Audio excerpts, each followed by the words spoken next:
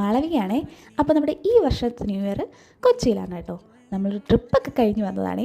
ട്രിപ്പിൻ്റെ വിശേഷങ്ങളൊക്കെ ഞാനൊരു long video ആയിട്ട് ഇടാവേ. അങ്ങനെ നമ്മളിപ്പോൾ ന്യൂ ഇയർ ആഘോഷിക്കാൻ പോകുന്നത് മറൈൻ ഡ്രൈവിലാണ് കേട്ടോ. അപ്പോൾ അത് വഴിനീളെ ഒരുപാട് കാഴ്ചകളുണ്ട് കേട്ടോ, കണ്ടു പോകാൻ. അങ്ങനെ അതെല്ലാം കണ്ട് ഞങ്ങളിത് മറൈൻ ഡ്രൈവിലെത്തി. അങ്ങനെ അവിടെ ഒരു സ്ഥലത്തേക്ക് വണ്ടിയൊക്കെ ഒതുക്കി വെച്ച് ഞങ്ങൾ നടക്കുകയാണ് കേട്ടോ മറൈൻ ഡ്രൈവിലേക്ക്.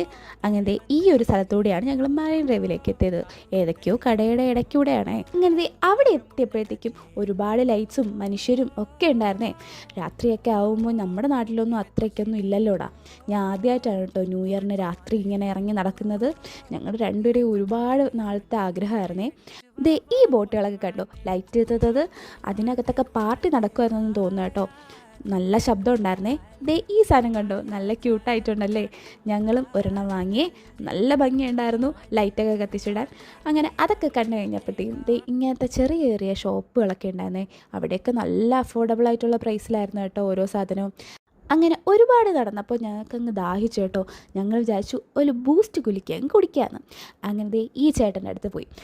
ഇവർ ഈ കുലുക്കുന്ന കണ്ടിട്ട് ഞങ്ങൾക്ക് നല്ല പേടിയായിട്ടോ. പക്ഷേ അവർ എക്സ്പീരിയൻസ്ഡ് ആണല്ലോ. നല്ല ടേസ്റ്റ് ഉണ്ടായിരുന്നു കേട്ടോ ഈ ബൂസ്റ്റ് കുലുക്കി. അങ്ങനെ അതൊക്കെ കഴിഞ്ഞ് ഞങ്ങൾ നേരെ കഴിക്കാൻ പോയി കേട്ടോ. അങ്ങനത്തെ ഡൊമിനോസിലാണ് ഞങ്ങൾ കഴിക്കാൻ കയറിയത്. അവിടെ കയറി ഒരു പിസ്സയൊക്കെ ഓർഡർ ചെയ്ത് ഞങ്ങളിത് സംസാരിച്ച കുട്ടി ഇരുന്ന സമയത്ത് നമ്മുടെ പിസ്സ വന്നേ. ഇതാണ് കേട്ടോ നമ്മുടെ പിസ്സ. നല്ല ടേസ്റ്റ് ഉണ്ടായിരുന്നേ കഴിക്കാൻ. അങ്ങനെ ഞങ്ങൾ അതൊക്കെ കഴിച്ച് ഞങ്ങൾ പുറത്തോട്ട് ഇറങ്ങുമായിരുന്നു കേട്ടോ. അടുത്ത കാഴ്ചകളെല്ലാം കണ്ടു തീർന്നപ്പോഴത്തേക്കും ഞങ്ങൾ ഒരു ഫ്രണ്ടിനെ വിളിച്ചു കേട്ടോ. കുറച്ചും കൂടെ നല്ല ന്യൂ ഇയർ പാർട്ടി എവിടെയാണ് നടക്കുന്നതെന്ന് അറിയാനാണ് വിളിച്ചത്. അങ്ങനെ അവൻ പറഞ്ഞു വൈപ്പിൻ ബീച്ചിൽ നല്ലൊരു ന്യൂ ഇയർ പാർട്ടി നടക്കുന്നുണ്ടെന്നേ. അങ്ങനെ ഞങ്ങൾ അങ്ങോട്ട് പോവുകയാണേ.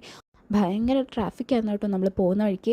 അങ്ങനെ ട്രാഫിക്കെല്ലാം കഴിഞ്ഞ് നമ്മൾ അവിടെ എത്തിയപ്പോഴത്തേക്കും ബൈക്ക് വെക്കാൻ ഒരു തുള്ളി സ്ഥലമില്ലടാ.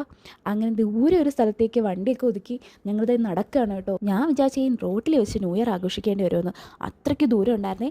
ഞങ്ങൾ ടൈം നോക്കിയപ്പോഴത്തേക്കും 11:58. അങ്ങനെ ഓടി ഞങ്ങളവിടെ എപ്പോഴത്തേക്കും ന്യൂ ഇയർ ആയി കേട്ടോ. അങ്ങനെ അങ്ങോട്ടും ഇങ്ങോട്ടും ഹാപ്പി ന്യൂ ഇയർ ഒക്കെ പറഞ്ഞ് ഞങ്ങൾ ഈ കാഴ്ചകളൊക്കെ കണ്ട് നടക്കുമായിരുന്നേ.